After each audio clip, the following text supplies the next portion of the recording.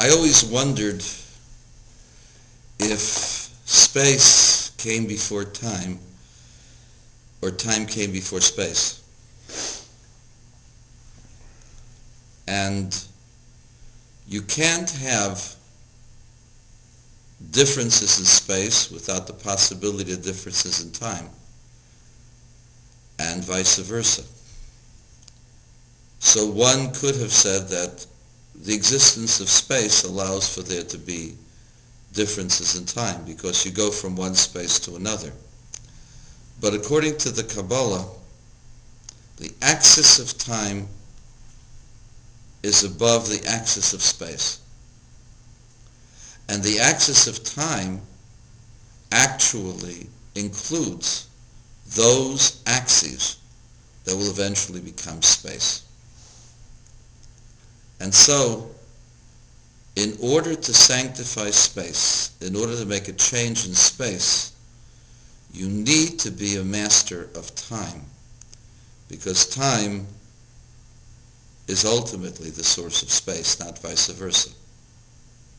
And this goes outside of the box of our normal thinking. And that's perhaps the reason why the first commandment that we received from God was to sanctify the time. The first commandment that we get is that this month shall be the new month for the years. And that happened on the day of the new moon of Nisan, which is still the month that we are in.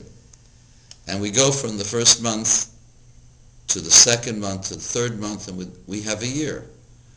And from years, we develop a lifetime. So the first thing that we were obligated to do was to sanctify time, because the creation of time precedes the creation of space. Space requires distinct, separate areas. Time requires the possibility of procedure from one thing to the next. There is a procedure of a higher order to a lower order.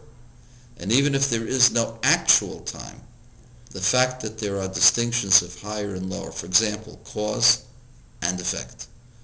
The fact that the effect comes along with the cause. Supposing the father would come along with the child at the same time, but the child would be the product of the father. So the father would be the cause of the child. And even though they were exactly the same age, the fact that the father causes the child means that the father is distinct and prior. And that is the origin of time, when there exists a prior and an after, even if they come and they are at the same time. And so, the first thing that we must do after we have decided that we want to become different people is to sanctify our time, to make sure that the things that we do at various times are holy, and that we fill our time with proper and positive content. And that's the reason why after the holiday of Passover, which is the holiday of the soul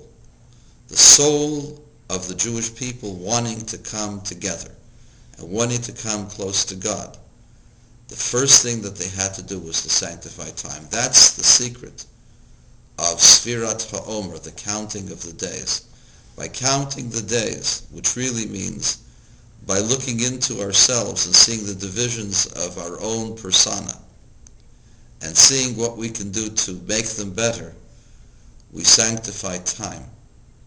And once we become masters of our own character and our own time, we can become masters of space, masters of the whole world.